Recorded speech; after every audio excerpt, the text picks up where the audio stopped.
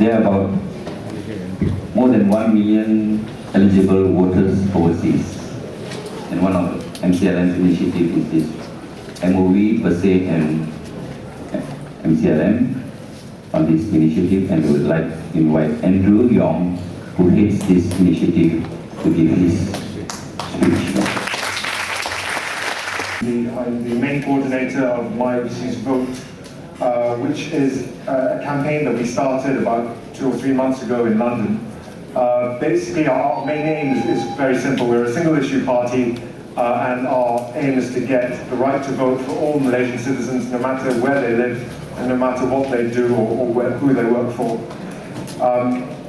I myself have only recently just returned from the UK after living there for 15 years.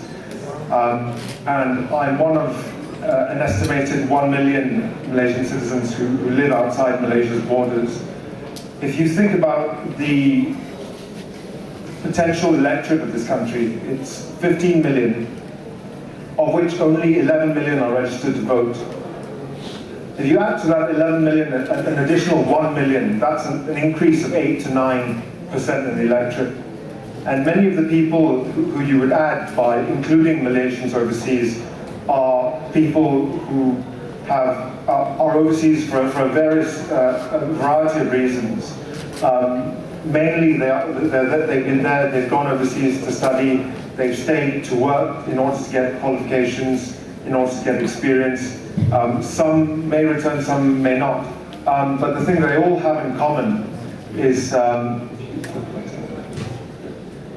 all of them have kept, or those that we are campaigning for, have kept their Malaysian citizenship, have kept their Malaysian passports. And in the case of people who've been there 5, 10, 15, 20 years, that's at the expense of getting British citizenship or US citizenship or Australian citizenship, which any of us could have easily got at any time. Now, our message is simple. It's that we believe we believe in the principle of one citizen, one vote, and it's fairly straightforward. At the moment, there are 2 ways that we could vote if we wanted to.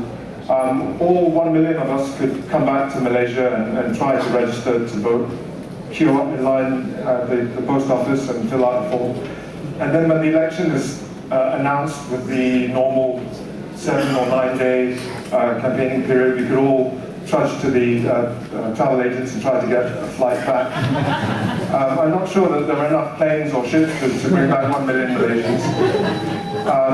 But the Constitution does actually provide for another route, and it's a route that's existed since 1960, and that's the absent voter route. Effectively, what happens is that absent voters are automatically entitled to postal votes. And how it works is that the postal ballots are issued by the returning officer of each constituency in the presence of the candidates or the election agents, and they're sent out. They're filled in, they're witnessed first by another Malaysian, filled out in secret by the voter, sent back to the returning officer, who opens them in the presence of the candidate and their returning agents, election agents. So that's the way it should work, and that's the way it does work according to the election regulations for a number of people. Now, at the moment, the Election Commission's regulations have 3 categories of people who are entitled to register and vote as absent voters. Firstly is anyone who's a serving member of the armed forces, not only of this country, but of any Commonwealth or foreign country. Secondly is anyone who's in the public service of a federation or a state stationed overseas. And thirdly is students. And that's any student above the age of 21 who is at university or any other higher education college overseas, or not even overseas. You know, if you're from Sarawak, you're at university in Kuala Lumpur, or vice versa, you should, according to the regulations, have the right to vote as an absent voter. But and as well as that, the spouses of all 3 of these categories. But if you go to the London High Commission website and you look at the list of people that they deem to be entitled and qualified to register as an absent voter, you'll see armed forces, government personnel, individuals studying full-time abroad, brackets only if they are sponsored by the government.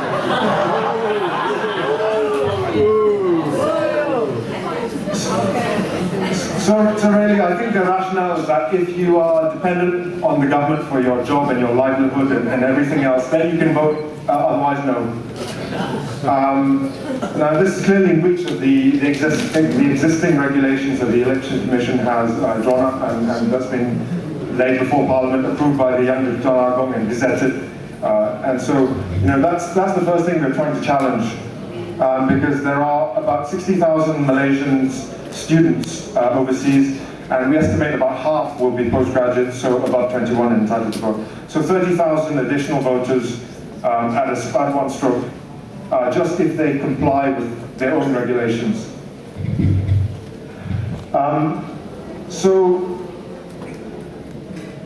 what are our aims? Now let me deal first with the first one. That's fairly straightforward. We want the Election Commission and the Malaysian embassies and high commissions overseas to allow all Malaysian students who are over 21 to register as absent voters.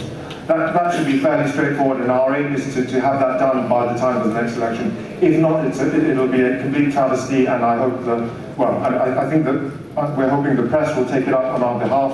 We're hoping you yourselves will inform your friends and relatives who are studying overseas, or who have children who are studying overseas, to demand this right, because it's there in the regulations.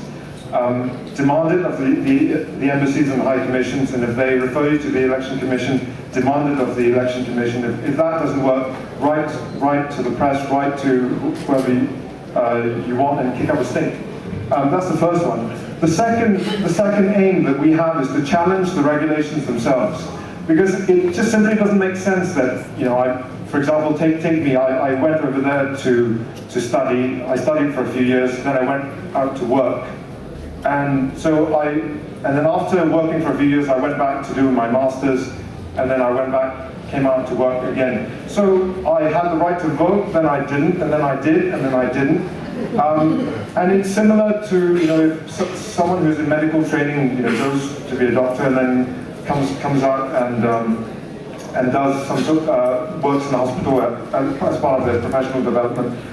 Even if they intend to come back to Malaysia or not, regardless of that, it just doesn't make sense. It doesn't make sense that government employees can register, but people working in the private sector can't. We believe that the vote is the most fundamental right of a citizen, and that's, if you're not a citizen, you can't complain. But if you are a citizen, you should have the right to vote, and it shouldn't be.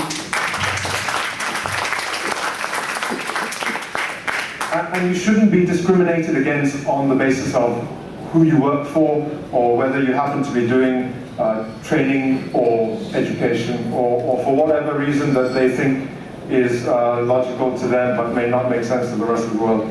So we feel, and we've got legal advice that the regulations are in breach of the Grant of Equality, Article 8 of the Federal Constitution, which in short terms prohibits discrimination on certain grounds,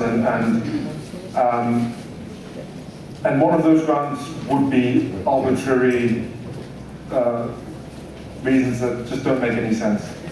So we are looking to launch a court action against the Election Commission.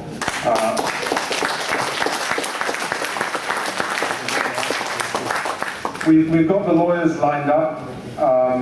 We've paid the down payment, the deposit, to start the action.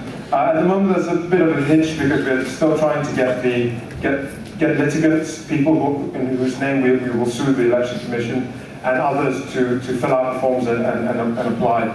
Because at the moment, all the high commissions are saying, "Oh, we don't have the forms. We've been asking for it from the Election Commission, but nothing has been forthcoming." And we've even had the High Commission in Canberra saying, "We asked for these forms before the 2008 election, and the Election Commission still hasn't sent us anything." So that's all being done, and we hope to file an action in the early part of the next year. But we are looking to raise funds for this action because it's not going to be cheap. We want to take it all the way. It's not going to be something they're going to give us easily. So we're looking to raise a lot of money, and that's that's our website, that's our Facebook and our Twitter, and we accept donations by PayPal. Thank you very much.